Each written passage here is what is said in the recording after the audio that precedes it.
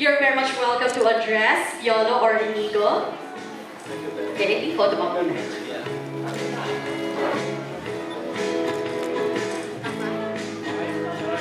Okay, we're ready for the first question. Do we address Piolo or Igor? We have other questions about the campaign. Ito po ng bakasyon. Pang-excursion talaga si Tito Ray. Oh. Inigo and Piolo, paano na bagong buhay ni Anderson Life? Ayan. Ako, actually, more than anything, it was Sunlight that brought my son back here to PI.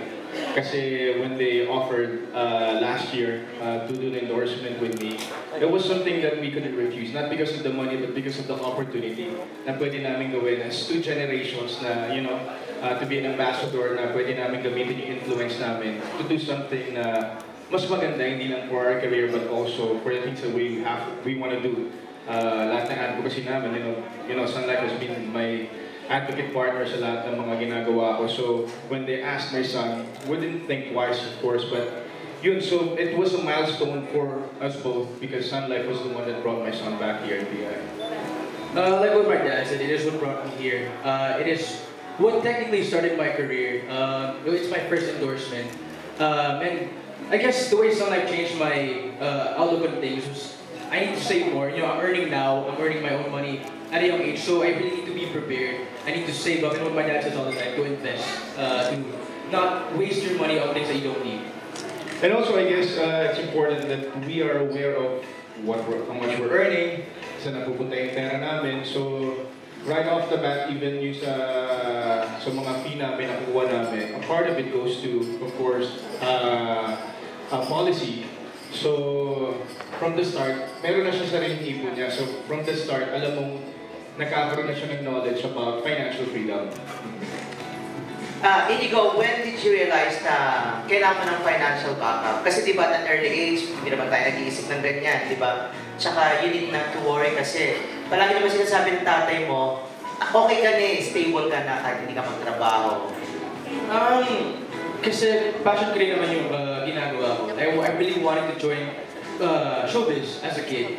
Pero I realized na you really need financial backup when I joined. Kasi it's not forever. You know, there's competition and parang there's always going to be someone better than you. So you can't be sure that you have what you have now. So you really have to save up and really be prepared for the future when you don't have anything anymore. Okay, thank you. Thank you.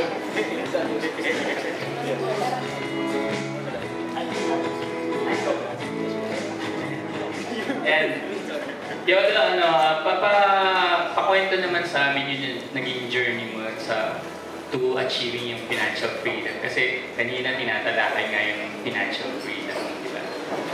I guess ako, maliit pa lang ako, mahilig na ako mag-ipon eh, mga paluwagan pa lang, di ba, sa school. So early on in my life, I was taught by my parents to value hard work, to value what you earn, and to not spend everything that you have in your pocket. It's important for us to prepare for the future. So growing up, I was aware of what I would have and what I should do to better prepare for the future. Kaya sinabi ng anak ko na parang hindi naman to forever, di ba? It's just temporary work, so we take advantage of it. And as long as we know what defines us as a person, and then you would know what you need, di ba? So parang sa akin, knowing that I have enough for myself, hindi ko kailangan mag-relate sa trabaho ko. So whatever I have, it's just being practical, I guess. Meron ka man trabaho, may wala. Kailangan isipin mo kung anong makakapag-pagbigay sa'yo ng magandang future. So, I mean, from the beginning, naisip ko na yung talagang work, ipon, because, you know, rainy days might just come anytime. So with the help of Sunlight and with all the advocacies that we have, it kind of gives me that balance. Na hindi kailangan puro ka ipon, hindi kailangan puro ka work. You can balance it by being a good advocate and you know, paying it forward.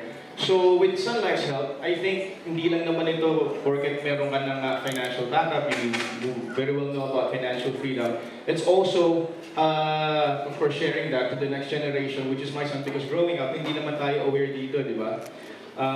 So that's why I'm very thankful to Sunlight because they're putting the word out there, not just for us adults, but also for the kids. to know and become more aware of financial freedom. So I guess that's my take on that, para at least, hindi lang para sa akin, ma-impart ko rin sa iba. So malaking factor yung pagdating din ni Inigo sa buhay mo, kaya kumbaga mas naisipan mo mag-ipon. Most definitely, I guess, more than anything, it's knowing the fact na hindi nga forever ito trabaho. So naman meron ako, right away, I got in some policies, you know, high school policy, college policy, para at least mawala ka man trabaho, alam mo secure yung future niya.